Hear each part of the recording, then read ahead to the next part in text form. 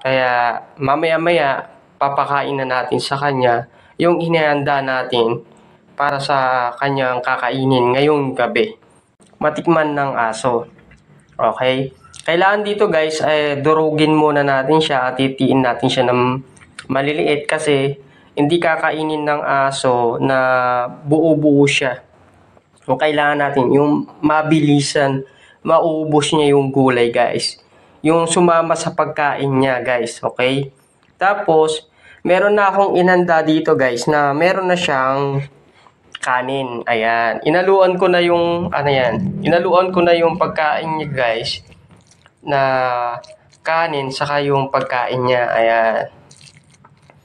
Dahil 6 months na yung natin guys, yung puppy natin, medyo malakas na rin siyang kumain dahil nga sa resistensya niya guys kasi pinapakain natin siya ng gulay.